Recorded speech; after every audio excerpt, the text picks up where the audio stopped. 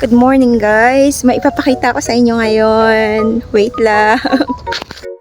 So, these are the transportation na ginamit, I think, during World War. So, ito yung una. Wait, kung kaya kong basahin. Reactive Naya Ostanovka. Yan. So, ito yung tawag doon. Reactive Naya Ostanovka. Whoop.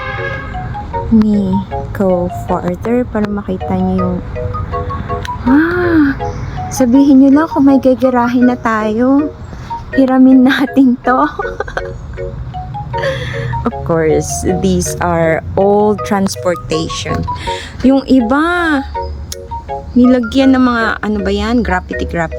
Mga, nagbandal ang mga kabataan. Sayang, di na lang nila i-preserve. Di nila alagaan. Ayan. So, ano ito? Gas 66. Just remove the number 6 here. Gas 66. Ayun o, nakalagay. Gas. Next is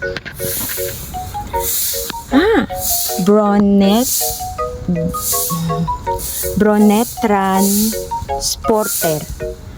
Yun ang basa sa kanya. BTR 60. Canyon. Ay, ano ba tawag dito? B60. Ang galing. So, next is eto. Same din dun sa isa, pero ang number niya ay 70. BTR 70. Bronetranov Sporter. So, transporter pala. Bronet Transporter.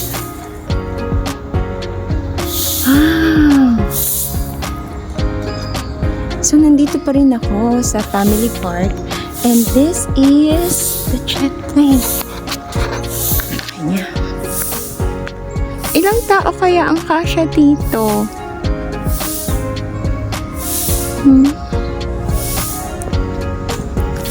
So, number 8.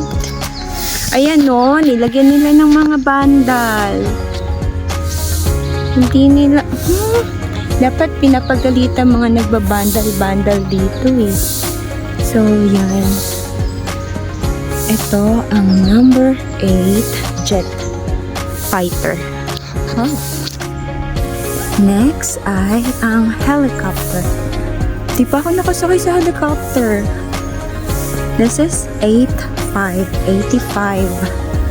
and the star sign. So, kung makikita ninyo sa ng Kazakhstan, meron talaga silang star sign sa mga ng sundalo nila.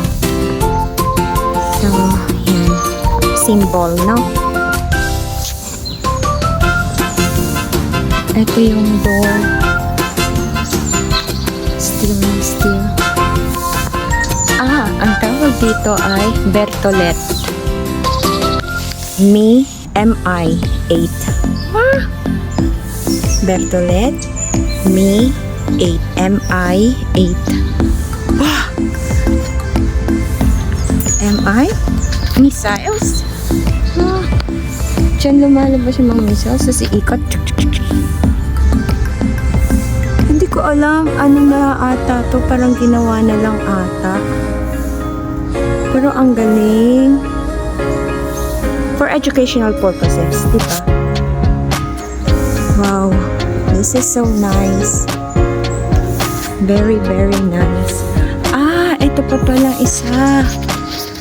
Ang canyon. Tank. Canyon. Tank.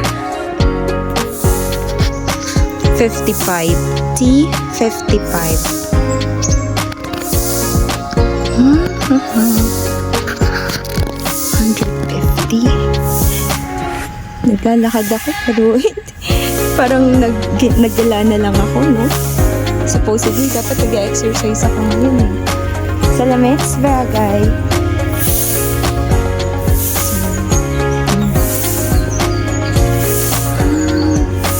So nice. Ganito pala yung ano naman. Tank. So, ganun talaga, no? Tumugulong siya sa lupa. Tapos, ito yung ano niya. Ano, ang bigat. Tingnan mo lang magalaw. Nice. So, good morning. Good morning. Let's go back. Let's head back. Wow, very nice. Nice one. I love you.